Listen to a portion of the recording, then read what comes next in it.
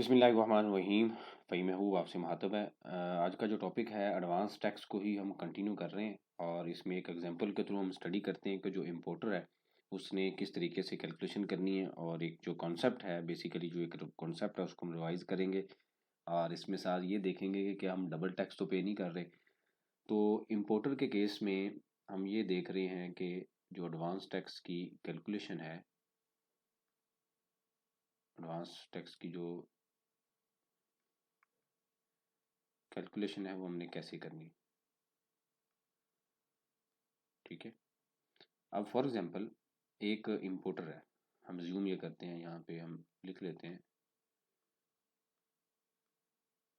Importer है। ठीक है, उसने कोई चीज़ इंपोर्ट की और उसकी एफओबी वैल्यू आप कह सकते हैं, इनवाइस प्राइस आप कह सकते हैं, वो डॉलर में थी और हमने उसको कन्वर्ट किया लेट से वो पीकेआर में 5 लाख, यानी कि सारी की सारी वैल्यू क्या है पीकेआर में हम कैलकुलेट कर रहे हैं। ठीक है, और उसके बाद आपने कस्टम ड्यूटीज़ पे की। हम ज्यूम करते हैं जी, कस्टम जो ड्यूटीज़ हैं 20% है, सब कुछ मिला के एडिशनल ड्यूटीज़ और जितनी भी ड्यूटीज़ हैं सब कुछ मिला के 20%। ठीक है, और इसका 5 लाख का 20% ले तो बनता है 1 लाख, टोटल हो गया 6 लाख इंक्लूडिंग ड्यूटीज़। ठीक है, अच्छा अब इसमें हम ज्यूम ये कर रहे हैं कि इसके अंदर जो क्लियरेंस चार्जेस हैं वो अवेलेबल नहीं है। उसके बाद आता है सेल टैक्स। ठीक है, 17% सेल टैक्स है, वो कितना बनता है, इसके ऊपर हम लेंगे, यानी कि इस वैल्यू के ऊपर लेना है। तो 1,02,000 ये बन गया। एडिशनल सेल टैक्स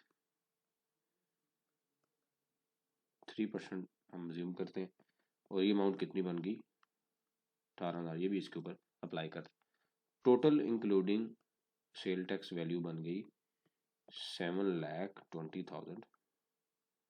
उसके बाद हम इनकम टैक्स अप्लाई करते हैं। बेसिकली हम कैलकुलेशन किसकी कर रहे हैं, इनकम टैक्स की। तो इनकम टैक्स रेट है जी 5.5%, 39,600 इनकम टैक्स। और टोटल जो हमने पे किया एट इम्पोर्ट स्टेज पे सब कुछ मिला के वो ये। ठीक है, ये एक हमने एक एग्जांपल देख ली। अब क्वेश्चन ये है कि भाई ये जो टैक्स है इनकम टैक्स, हम किसकी कैलकुलेशन कर रहे हैं, एडवांस टैक्स की। तो ये मैंने at the time of import tax दे दिया है। याद रखें ये टैक्स कौन सा है, मिनिमम टैक्स। मिनिमम टैक्स का कॉन्सेप्ट हम ऑलरेडी देख चुके हैं कि मिनिमम का मतलब है कि ये आपने देना ही देना है, अगर इससे ज़्यादा बनेगा तो आप मज़ीद वो पे करेंगे, लेकिन ये हमारे लिए मिनिमम कॉस्ट है 39,600। ठीक है, अब हम आप ज्यूम करें कि जी ये सारा मेरे पास सारी चीज़ आपने ले ली, आ गई आपके पास। अब सिस्टम में इसको बुक कैसे करना है, बड़ी इंपॉर्टेंट चीज़ है, इसको समझ लेकर। ठीक है, तो हम क्या करते हैं, हम जूम, मैंने यहाँ पे जैसे हमने डिस्कस किया है कि हम ये जूम कर रहे हैं, क्लियरेंस कॉस्ट नहीं है, क्योंकि जब पोर्ट पे चीज़ें आती हैं ट्रांसपोर्टेशन कॉस्ट है वो हम जूम नहीं कर रहे, लेकिन होगी तो वो भी यहाँ पे ऐड होगी। ठीक है, तो हम जब आपके पास चीज़ आ गई तो आपने सिस्टम के अंदर इसकी डबल एंट्री करनी है, इसको रिकॉर्ड करना है। तो हम डेबिट क्या करेंगे, स्टॉक कितनी वैल्यू से, ठीक है 6 लाख से, 6 लाख से स्टॉक को हम डेबिट कर लेंगे। और input tax, input sale tax इसको बोलते हैं। ठीक है, एडवांस सेल टैक्स भी इसको कहा जा सकता है। वो कितना है जी, इन दोनों को हम जमा कर लेंगे, कितना हो गया 1,20,000। ठीक है, और एडवांस इनकम टैक्स कितनी अमाउंट है 39,600, और क्रेडिट हो जाएगा शिपमेंट लेजर। ठीक है, जैसे हमने इम्पोर्ट के लेक्चर में जो स्टूडेंट प्रॉपर क्लासेस लेते हैं, मैं बड़ी डिटेल से हमने एक्सप्लेन किया था कि जैसे ही एक शिपमेंट आए हम ये ज्यूम करते हैं ये शिपमेंट 1 है, तो शिपमेंट 1 के नाम से आप एक लेजर ओपन करें, उसके अंदर सारी की सारी अमाउंट क्रेडिट कर लें, ताकि इन फ्यूचर अगर आपको कोई देखना पड़े तो आप इजीली देख सकते हैं।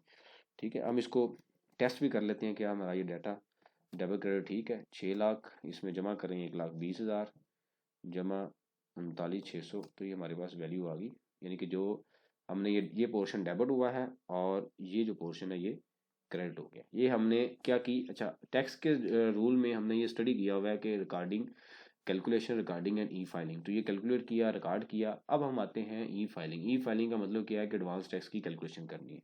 ठीक है, इसी कॉन्सेप्ट को ज़हन में रखना है, यानी कि इसी कॉन्सेप्ट को आपने फॉलो करना है। फॉर एग्जाम्पल हमने अभी क्वार्टर कौन सा चल रहा है, थर्ड क्वार्टर। थर्ड क्वार्टर कहाँ से स्टार्ट होता है, जनवरी से मार्च तक, ठीक है। फॉर एग्जांपल ये है क्वार्टर वन, क्वार्टर टू और क्वार्टर थ्री, और यहाँ पे हम कहते हैं टोटल, ठीक है। अब देखिएगा कि क्वार्टर वन में मेरी जो सेल थी ना, स्टॉक यही है, ये आपने जूम ही रखना है। अब जेम में तो आपका क्वेश्चन जो को समझने के लिए, इस पूरी एग्जांपल को, इस कॉन्सेप्ट को, हमारा स्टॉक कितना है, 6 लाख का, ये जेम में रखना है। 6 लाख का मैंने वन टाइम इंपोर्ट किया, उसके बाद मैं उसको सेल करता गया, ठीक है, ये जेम में रखना है। तो मैंने क्वार्टर वन में सेल की 1 लाख रुपए की, क्वार्टर टू में मैंने सेल कर दी 1,50,000 रुपये की, ठीक है, और क्वार्टर थ्री भी मैंने सेल कर दी 2 लाख रुपए की, और अभी भी मेरे पास इन हैंड स्टॉक, यानी कि टोटल मेरी सेल होगी 4,50,000 रुपये, और 6 लाख इन हैंड स्टॉक है, अभी मेरे पास 1.5 लाख पड़ा हुआ है। कॉस्ट ऑफ सेल इसकी क्या है जी, ठीक है, cost of sale. For example हम 20% के मार्जिन पे सेल करते हैं जी, एग्जाम्पल है 80,000 मेरी यहाँ कॉस्ट थी, यहाँ जनाब मेरी कॉस्ट थी 1,20,000, और यहाँ पे मेरी जो कॉस्ट है वो कितनी है, 1,60,000, और मेरी टोटल कॉस्ट होगी 3,60,000, ठीक है। ग्रॉस प्रॉफिट कितना है जी, जीपी जिसको हम कहते हैं, ठीक है।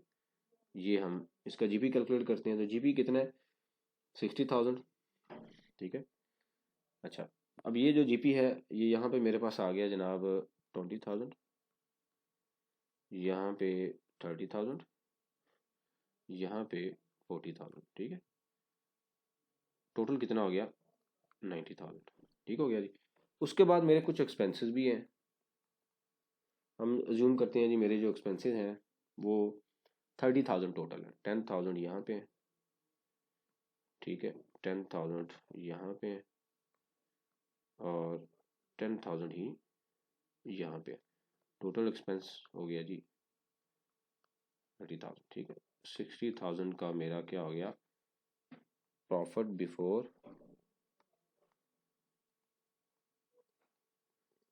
टैक्स, ठीक है। अब समझ लीजिएगा ज़रा, हमने फार्मूला क्या पढ़ा हुआ है इंडिविजुअल के केस में, हमने फार्मूला एडवांस टैक्स का पढ़ा हुआ है।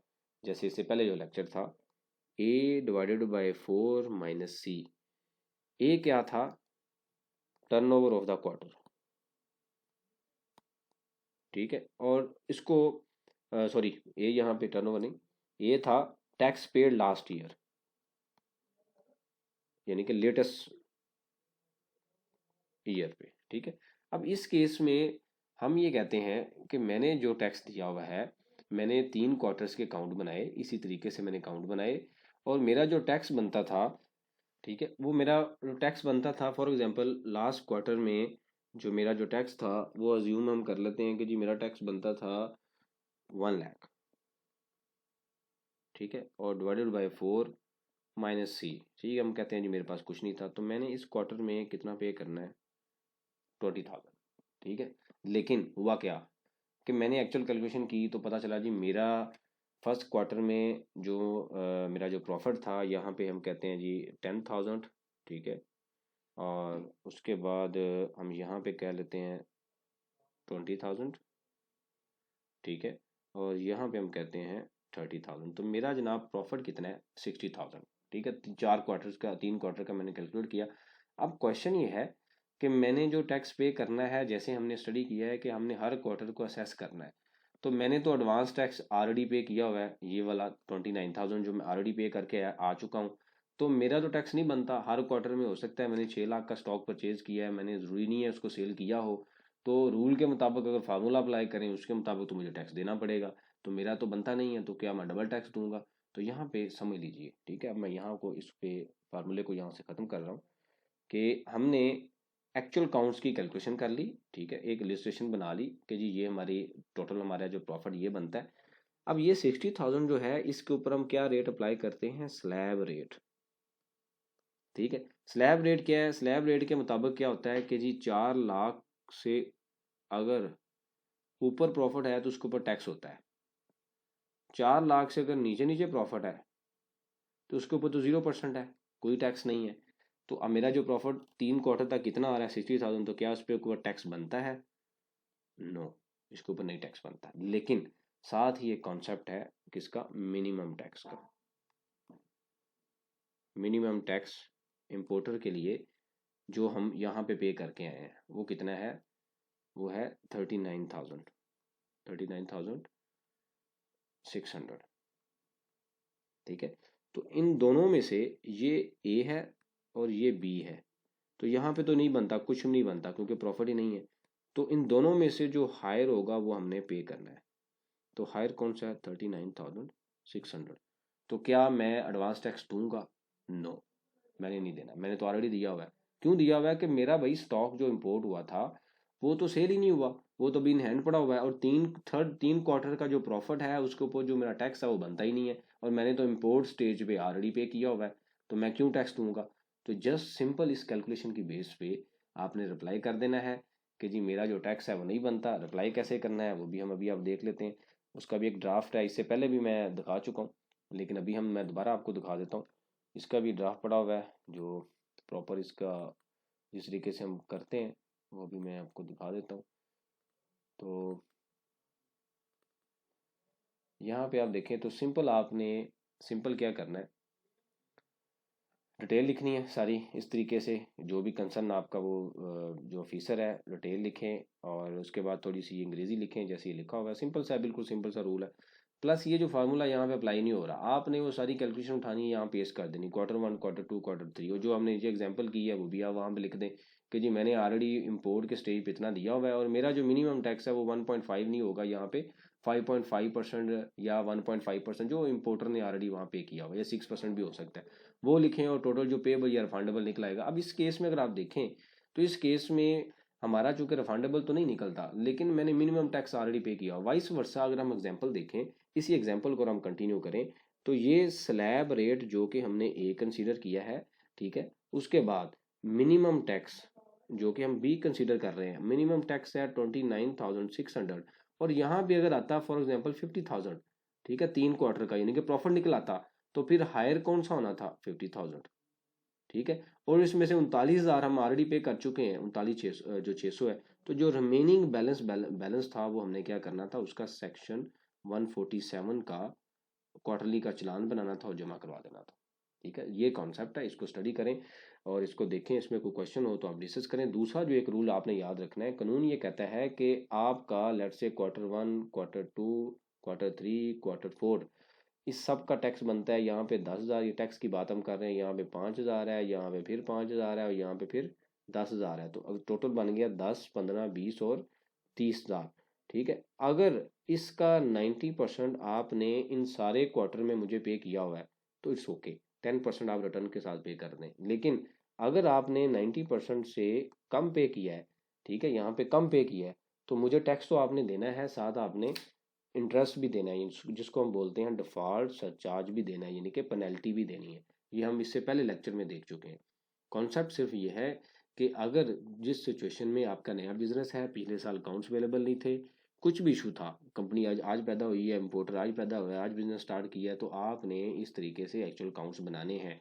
अकाउंट्स बनाने के बाद उसकी कैलकुलेशन करें, जो इम्पोर्ट पे टैक्स पे किया हुआ है उसको माइनस करें, और माइनस करने के बाद आप उसको देखें कि क्या आपका पेबल निकलता है, अगर निकलता है तो जमा करवाएं, वरना सिंपल रिप्लाई कर दें जो भी मैंने आपको वहाँ पे दिखाया है।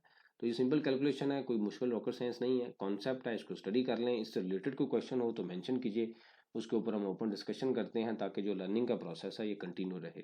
थैंक यू वेरी मच, जज़ाकल्लाह।